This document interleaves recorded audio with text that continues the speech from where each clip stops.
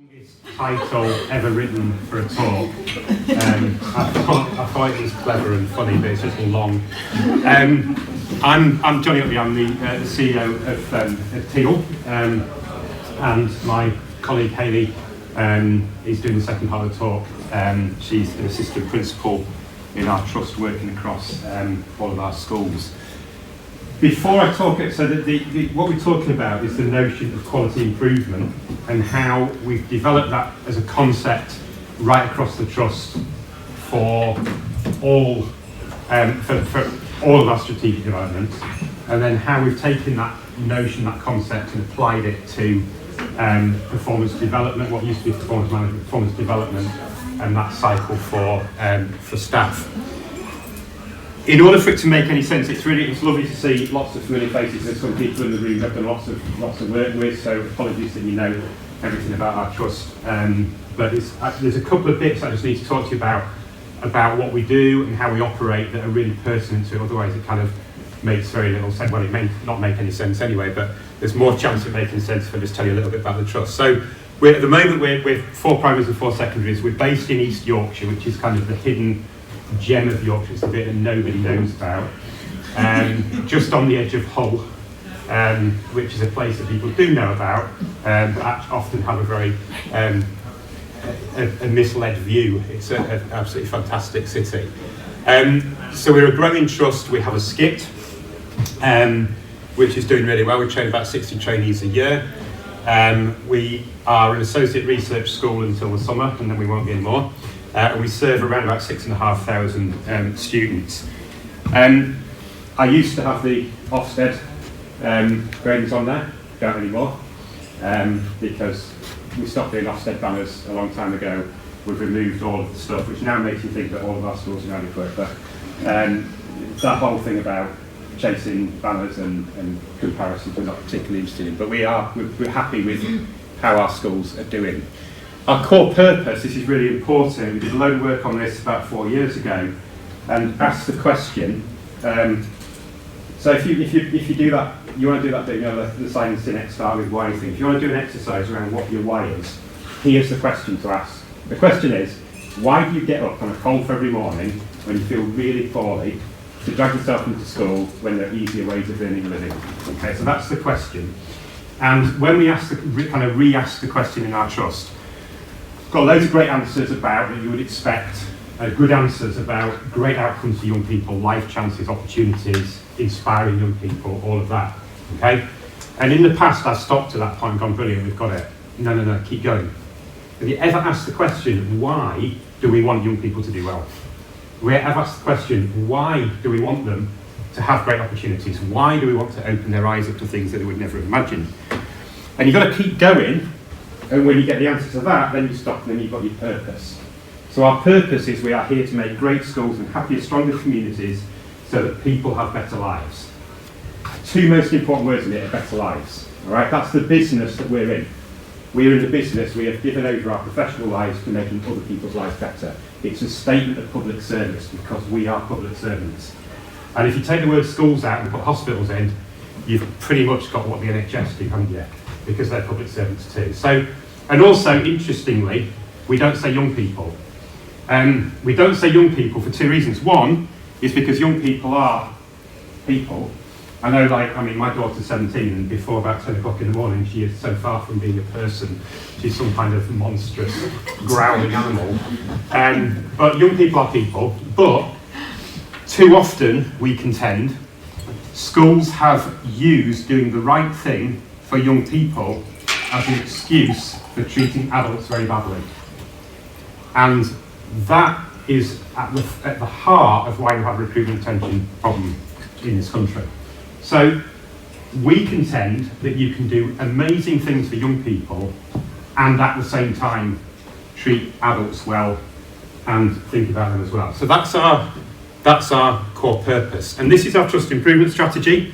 So a trust improvement strategy, according to regional directors and regional school commissioners, should be about 30 pages long. Should have columns and timelines and what are those things like benchmarks, all that, kind of rubbish words. Ours is 1 sentence, okay? a good teacher in every classroom delivering excellent curriculum supported by effective systems for behaviour and care. A good teacher in every classroom. I defy anybody to go into a school to find that and it not be a great school. All right, that is the definition of a great school. It's really, really simple.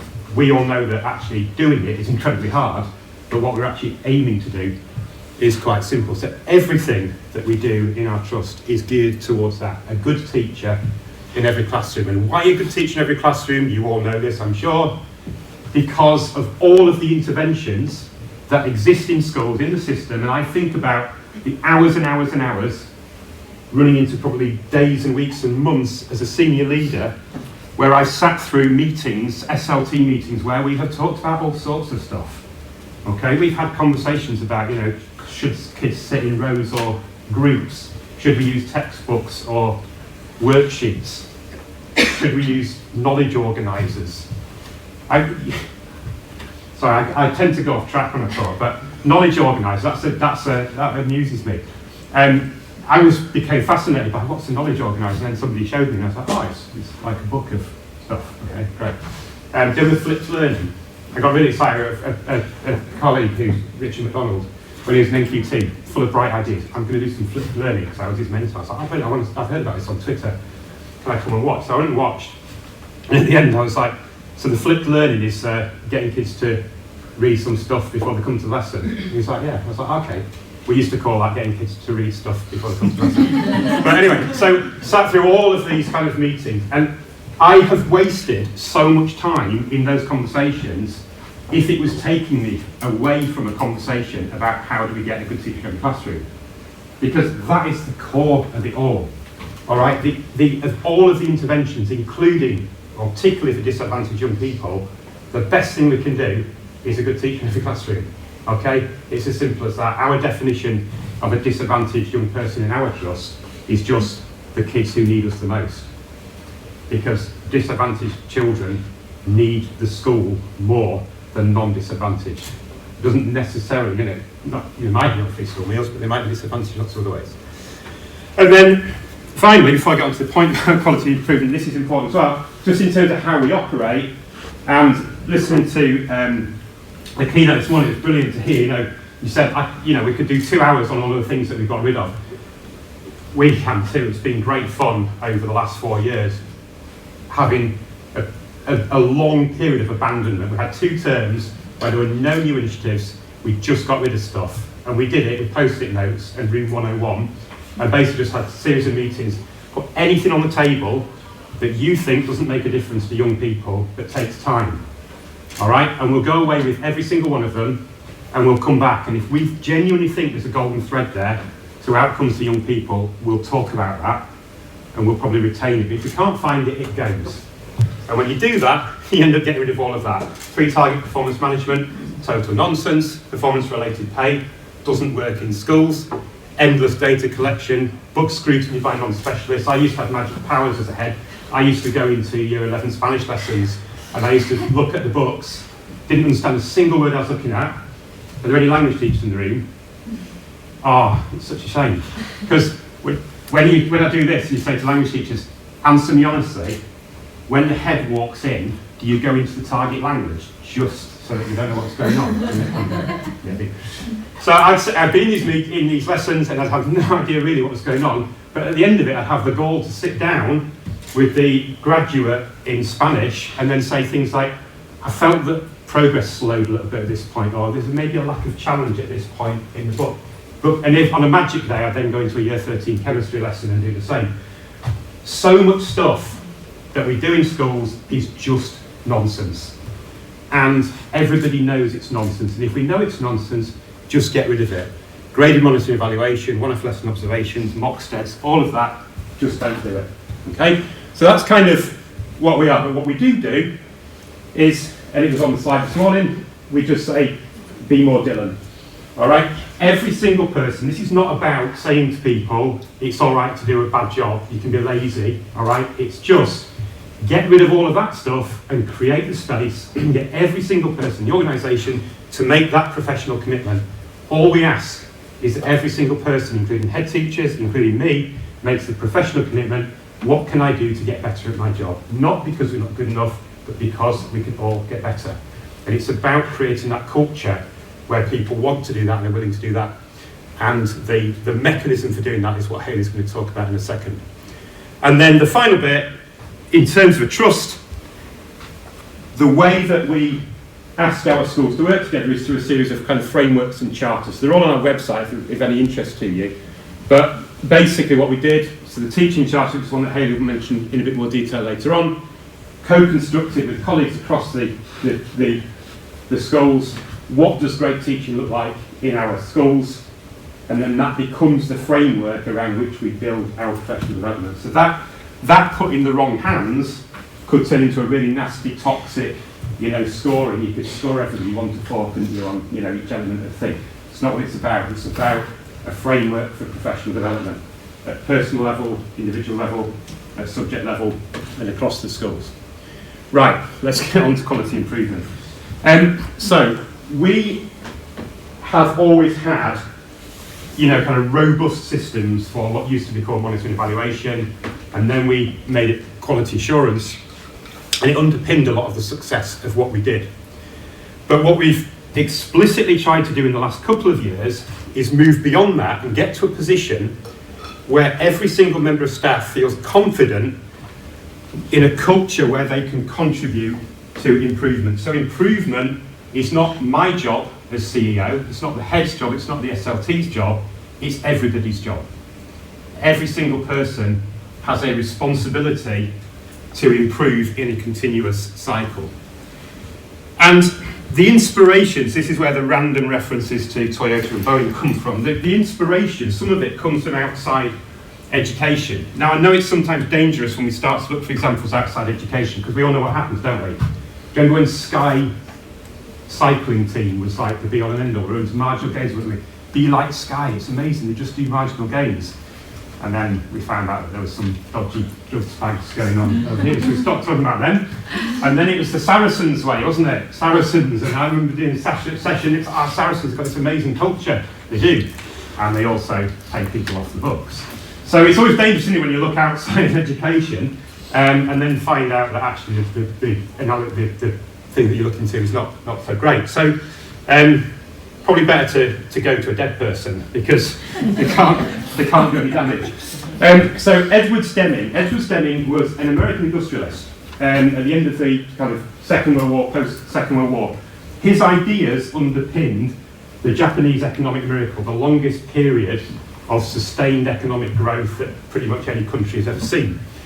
And what Deming's talked about in the context of industry was that every single aspect of the organisation should be about improvement, and that every single member of the organisation should contribute to improvement.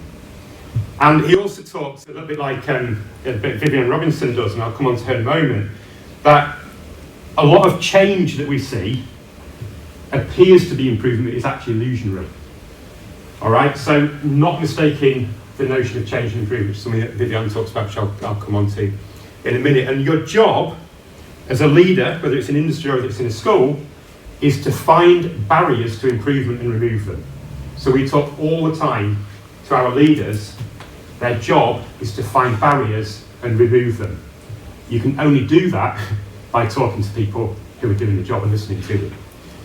And Deming's ideas then underpinned the Kaizen model, which is a model that's used in many companies, particularly Japanese companies, Kaizen being the notion of continuous improvement. And in a Kaizen model, every employee and leader takes part in the process of improvement, which brings us to Toyota. So Toyota is just one company that uses the Kaizen model. And the Toyota assembly line looks like this, kind of standard car assembly line. But if you look closely at the assembly line, running across the top of the assembly line, and this applies, I've checked this, I've got a guy who lives next door to me who's in the car industry, and I said, have you been to Toyota? Yeah, is the rope there, is it real? Yeah, it's absolutely real. The rope goes along the production line. Anybody working on the production line at any point in the process who sees something, spots something that could be done better, They can pull the rope, they stop the assembly line, they stop production. I can imagine the cost of stopping production at Toyota. But this is how seriously they take it. And then they form a Kaizen circle and they have a discussion about the bit of the process that they see, okay? And usually it'll be something really, really granular, okay? A little bit like what we've been talking about in a lot of the sessions today, about really focused granular improvement. So that idea that every single employee can do that. And then we looked at some, really well-established, really effective models. So the EEF's implementation process, which many of us use, or kind of related evidence-based education's 5-step model. And we've seen, haven't we, in recent years in education, rightly, a much closer, tighter focus on implementation, okay? Sam and Collie were talking about this morning, and Alex were talking about this morning about you can have a great idea, but if it's not well implemented, it's not going to lead to any positive change. So implementation being really, really important. And then the final kind of inspiration to us was Vivienne Robinson. So Vivienne Robinson, if you haven't come across her book, Reduce Change to Increase Improvement, I would absolutely commend it to you. And what Vivienne talks about is the fact that too little attention has been paid in schools to the difference between change and improvement. Okay? I used to be big into change management. I used to talk about change management all the time because I read it in a book and I thought it made me sound like a leader. Change management is the wrong thing to look at because change can be good, change can be bad, change can be neutral. I think about lots of the changes, because I'm a very, very flawed school leader, I've made loads of mistakes in my career, lots of the changes that I've introduced haven't worked. Some of them have made things worse, okay? I'll be honest. And it was because we hadn't focused on the notion of improvement. We hadn't asked the question, how do we improve? We had just looked at how do we change. So improvement has to be the key. And leaders need to, first of all, not take for granted that change will lead to improvement. In fact, she even goes as far as to say, start from the assumption that a change will make it worse, right? Because then your conversation is, how do we stop it from being worse?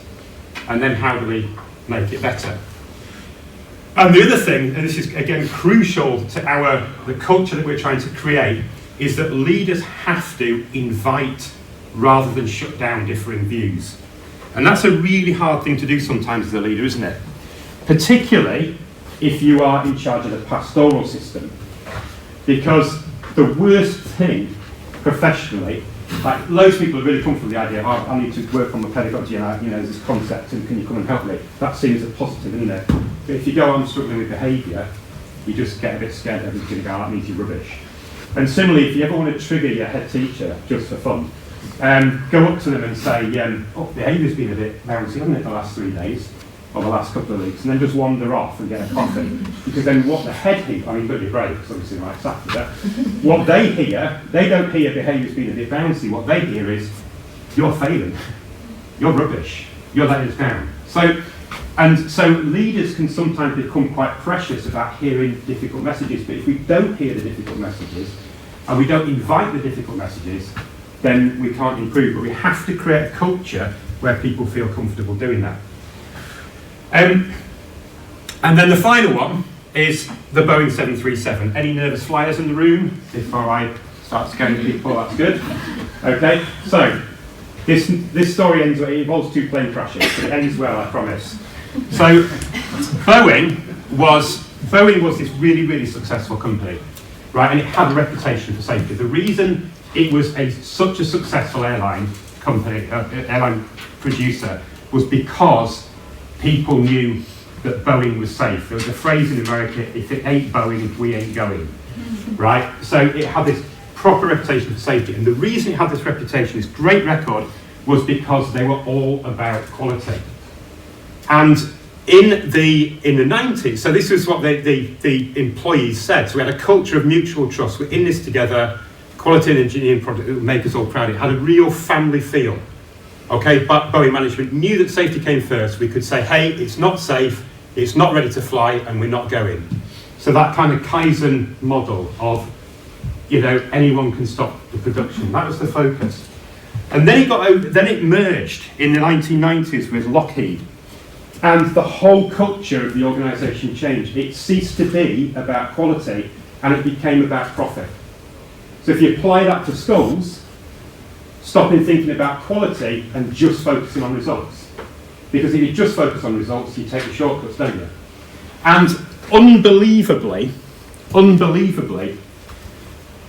released a plane called the Boeing 737 MAX. And basically, long story short, they were in competition with Airbus. Airbus had produced a better plane that was more fuel efficient, and it was selling like hotcakes to the airlines because they could fly it for distances and save money on fuel. Boeing had to compete, and Boeing adapted the 737, and they called it the 737 MAX. Now, the key bit here is this. If you produce a new plane, then pilots need hours and hours and hours of pilot training. They need to be out of the sky and in the simulators, right? If you adapt an existing plane, they don't. So Boeing, to make it more fuel efficient, put a system on board the plane and didn't tell people that the system was there. The pilots didn't know it was there. And the reason was that if they revealed the existence of the system, then pilots would have to be grounded and they would have to train, and airlines wouldn't buy the Boeing 737 MAX because it would be too expensive. So and there's a Netflix documentary, by the way, about this. It's absolutely superb and quite scary.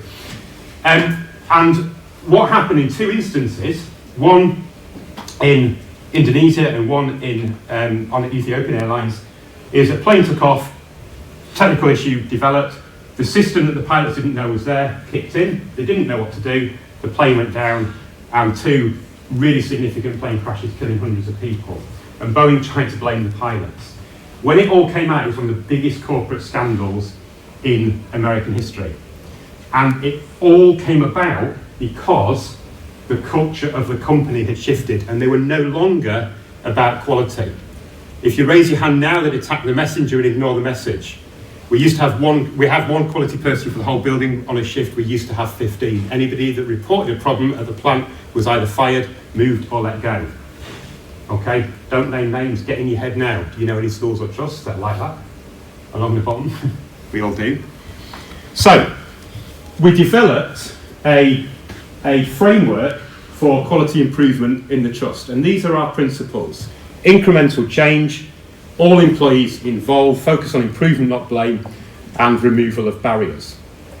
And we developed a 5-step process that I'll go through very, very quickly, and I'm going to hand over to Hayley. So, step 1, and you'll recognise this, it's similar to the EF stuff. So, what's the issue you wish to improve, right? So you find an issue, how do you know that it needs improving? Okay, so have we done that bit? All right, and who has helped to identify the improvement? So immediately, you cannot have random member SLT goes to a conference, comes back with an idea, we're going to do this. Because what's the issue? How do they know it needs improving? Who else has been involved? Step 2, have you invited a range of views? Okay, what possible solutions have others suggested? What's the internal, external evidence? What is your chosen solution? Why have you discarded the other possible solutions? And how do you expect this change to lead to improvement? This is not, by the way, then written up into a big onerous plan. It's used as an aid memoir. And you can skip steps. You can look at something and go, I don't need that bit. All right, and some of our staff write them up, some of them just scribble them in pencil or whatever. It's the process that matters. Then, step 3, why might it fail? What are the barriers? How will we remove those barriers? Number 4, probably the most important question in the whole thing, actually, and something we have been incredibly poor at as schools. Do we have the capacity right now to deliver this change and ensure it will lead to improvement? Because so many change initiatives have failed simply because there isn't enough capacity in the system. I used to write 3-year school improvement plans, and all the actions used to start in September of year 1. Right? So by September of year 2, everybody was knackered, and by halfway through year 2, we'd done it all. And then, what we should have done, and what we do now, is we say, look, there's a great idea here, yes, we want to do it, yes, we can see how it's going to lead to improvement, we simply do not have capacity to do it right now, So that's going to happen in 2 years' time. It's there, it's noted, we're coming back to it. Okay, resources and training, and then again, number 6 something I used to be quite poor at, and I think lots of schools are poor at, how do we communicate this, right? So what's our plan to explain the logic of the change that will lead to improvement? How are we telling staff that they'll know it's improving? What will they see? And how will we evaluate? Until we've done all of that, you don't start. Okay? And then you get into the whole thing around QA, but matching QA activities to the change rather than just having a kind of one size fits all. So we've got a QA policy, we've got a whole range of different activities on there, and what you would do here is you'd say, I'm going to use that and I'm going to use that. It's like selecting off a menu. Okay? So rather than the policy being, you know, we do all of these things, you choose the things that are most appropriate. Or you can even go off, like the Ratatouille chef special, you can go off menu, you can create a QA activity that, you know, that is appropriate that maybe hasn't been there. And then finally, so once you're into it, once you're implementing, okay, you're checking in on it, and then you've basically got kind of 4 different things you can do. So, you've done your QA, right? You're happy that you've got a sufficient evidence base to know whether this is working the way that you want it to work. You can abandon, you can consolidate, you can modify, you can scale up. Okay? Abandonment isn't done enough in schools. There is absolutely nothing wrong professionally with going, we've implemented this, it's not working, get shut. If you do that, you go back and you communicate why. Okay? And they're kind of the sort of options. So that's a real quick whistle-stop talk. Now, we started implementing this process about a year ago, and as we were doing it, genuinely, 2 people came up separately. Hayley, one of our assistant principals, and Paul, another one of our assistant principals. They claimed they didn't talk about it, but they both came up and said, this QI framework would work really well as a teacher development framework. So we've got rid of 3-target performance management. Okay, we've moved towards that kind of IQ, that inquiry question model, that evidence-based thing, that we weren't quite there, we weren't quite happy with what we've got. And they both said to me, could we not actually adapt this and use these exact same principles for our professional development programme? So Hayley's going to take over now and just talk about how they have developed this for us into our professional development. Great. So as Jonny said, we kind of had that collective light bulb moment, which is always great when that happens, when we're reflecting upon how great that quality improvement framework was helping our leaders in implementing change at a whole school level. So what we did was created professional quality improvement, which is a framework that supports our teachers in carrying out their professional commitment to becoming the best teachers that they can be. And they do that by engaging with evidence-informed approaches, by selecting a subject-specific focus, and by collaborating with others to improve that area through engaging with the PQI cycle. Now, the PQI cycle consists of 4 stages.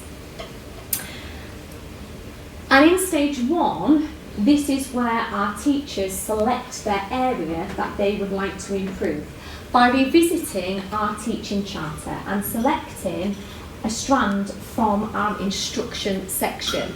Now, our teaching charter, as Jonny's already mentioned, was jointly established in 2019. And it makes reference to 5 core areas, and those core areas are curriculum, instruction, assessment, behaviour and professional commitment. And it was at the same time that we were developing this framework that we also got sight of the early career framework. And it gave us real confidence to see that actually when you look at those areas, they very much align. So for our secondary teachers, they select an area from the instruction strand based on priorities that are identified within their departmental improvement plans. And for our primary teachers, they select an area of instruction based on their school improvement plan. And you might be thinking, well, why are we directing initially all of our teachers to focus on instruction when we have curriculum assessment and behaviour? Well, that's because for a significant amount of time, we've worked really carefully to look at our curriculum models. and rightly so. But our teachers could be working from the very best curriculum. But if they can't implement that curriculum within the classroom, then we are not going to get those outcomes for our young people. So now seemed a really sensible time to focus our collective efforts on improving our pedagogical practice. Now it's during stage 2 that teachers then work on their own, but with peer support. So what we have are PQIP groups that consist of 3 to 5 teachers within the school. And although they're all working from an area from the instruction strand, it's during the second stage that our teachers have that level of autonomy. And we know that when it comes to effective professional development, there needs to be that access and an opportunity to think about their own practice. So we worked really hard to build the foundations before launching PQI to create subject-specific versions of our instruction strand. So we worked with our subject leads and our phase leads across the trust to explicitly think about the strategies for effective instruction in all of those 6 statements. And this was so that we could help our individual teachers to think about that granular area of instruction with a subject-specific focus that they might want to improve. And it's during stage 2 that we also allow our teachers that autonomy to think about selecting a stage 2 activity, up to 3 stage 2 activities, to really decide upon, is that the area that I want to improve? So as you can see there, they might opt to go see the potential strategy in action, see somebody else deliver that. They might have a discussion with a colleague around that particular strategy. They might want to think about collaborative planning. So they get the opportunity to really explore, is that the right strategy for me within that area of instruction, as agreed with my department or at a whole school level, if you are one of our primary teachers. And again, coming back to something that Rachel said earlier, it's about reducing working in isolation with this.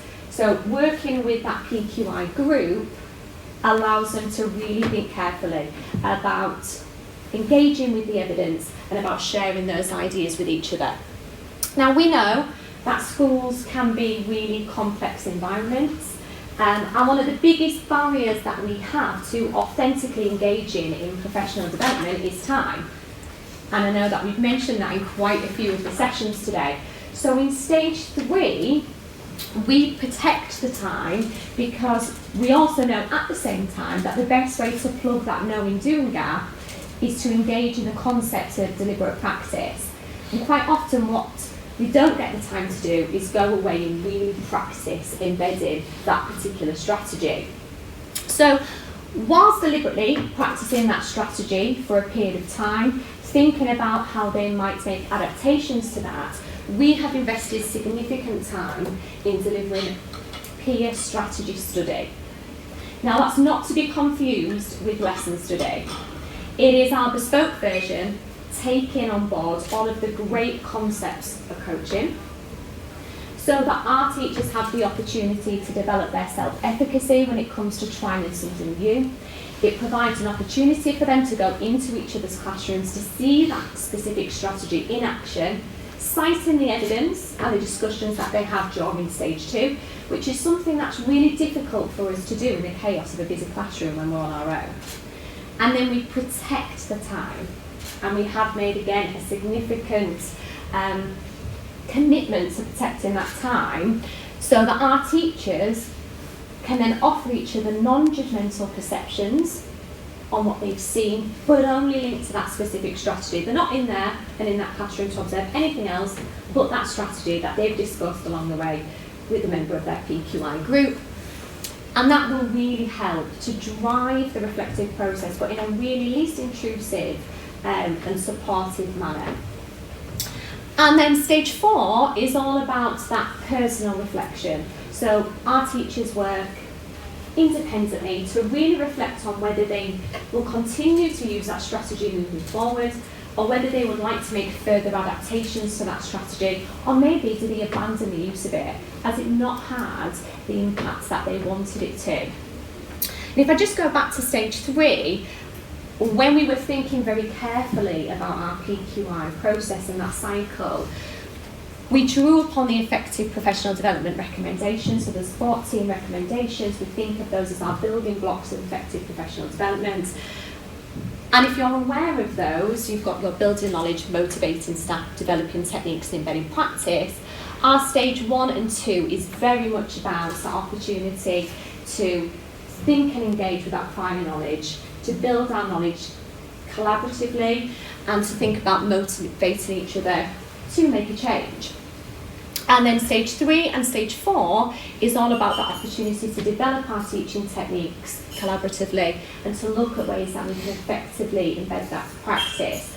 So our PQI framework really is a very simple evidence-informed framework that's derived from the quality improvement framework that just simply points our teachers in the direction of the best bits of evidence to improve.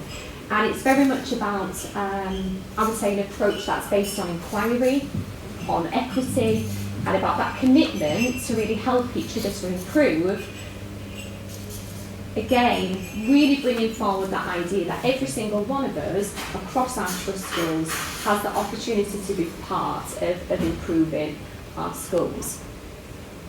And I think just at the end there, done well there at 3 o'clock, to just reflect, it is always something that I think we do quite often, just based on the extent of those mechanisms, really thinking about where you might potentially happen within your professional development offer, you know, and if there's any areas for development with regards to those. But we're not saying that our model is perfect, but it's certainly working incredibly well for our teachers at present.